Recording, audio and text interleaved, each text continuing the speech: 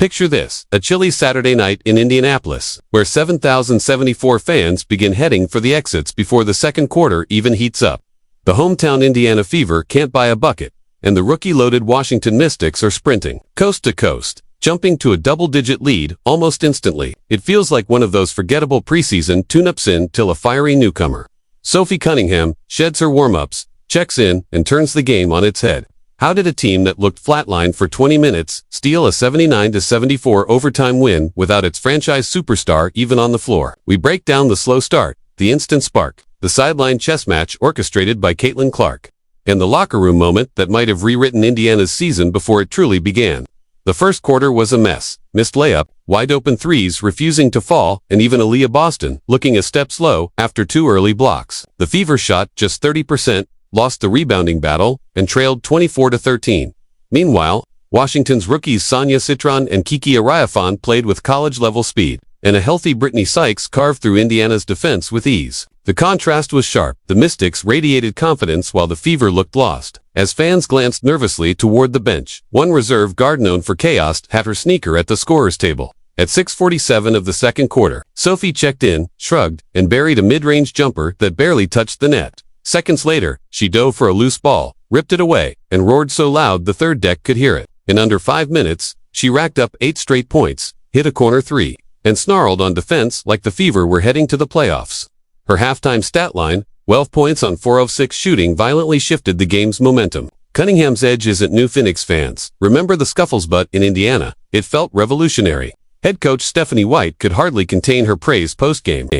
Oh my God, Sophie's a dog. She just is, she's a competitor. She's versatile, so she allows us to do different things. Like, she plays with such a toughness. She's huge, and she's going to be for us all season long. But what she brings from an energy standpoint, she raises the level of play. Moments ago, the arena was half asleep. Now it's rocking as if Caitlin Clark had just pulled up from the logo. But the star rookie isn't on the court. She's in black sweats, nursing mild tightness in her left leg. The medical staff says it's nothing serious, and Clark echoes that. But with a back-to-back looming, head coach Stephanie White chooses caution. For the first time in 6 years, Clark misses a game.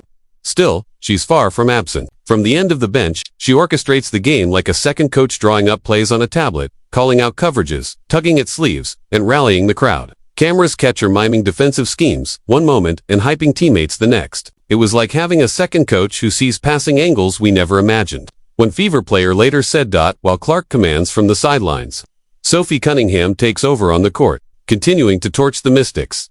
Second-year guard, Lexi Hull wreaks havoc, defensively digging at ball handlers, leaping into passing lanes, swatting a corner 3, and still knocking down shots on the other end. She finishes with 13 points, 5 rebounds, 4 assists, and 4 steals. Cunningham, postgame, calls her a future Defensive Player of the Year. Meanwhile, Aaliyah Boston anchors the paint, showing flashes of the rim protection that made her Rookie of the Year. 3 blocks, including one so sudden it left Kiki Ariafan staring in disbelief. Still, the Mystics don't go quietly. Sonia Citron drives baseline with urgency. Brittany Sykes floats soft runners off the glass. Veteran Natasha Cloud orchestrates like a maestro. The scoreboard swings back and forth as the crowd builds from early season curiosity to playoff-level intensity. And then it happens. Final minute, Mystics up to a wild rebound, caroms skyward. Cunningham and Ariafan collide, mid-her bodies tangle, elbows fly, and Sophie crashes to the hardwood with a thud. She pops up instantly, eyes blazing, shouting, "You don't bleeping do that." Officials call double fouls. But before anything escalates, veteran Dana Evans steps in, arms wide, shielding her teammate from Sykes. Gainbridge Fieldhouse erupts. The passive Fever from last year, gone. This team has teeth. As the Fever huddle, Cunningham chest bumps Hull and growls, "We're not losing this." Nobody doubts her. With 12 seconds left, she steps to the line. The crowd roars. Trolls boo. She breathes deep, then sinks both shots. Tie game. The Mystics rush up the floor, miss a contested pull-up, and the tip-back rims out. Overtime, on the sideline, Clark leaps 3 feet in the air, ponytail whipping, barking orders before the tip. In the extra 5 minutes, Indiana becomes the Mystics to 1-4-5 shooting, forcing 2 turnovers, and finishing an astonishing 27-4-1-8 from the free throw line. Kelsey Mitchell, quiet most of the game, nails 4 straight clutch free throws. Boston pulls down a monster rebound in traffic.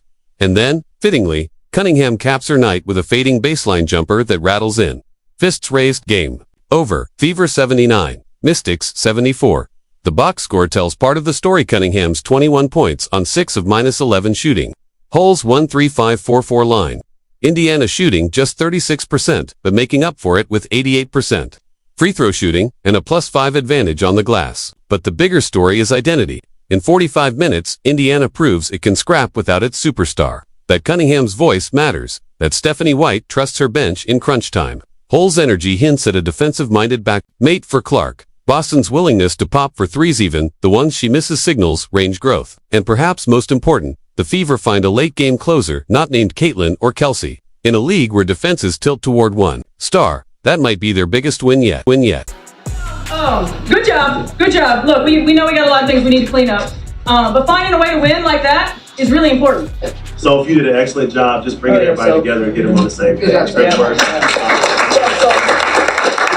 What they are pickups.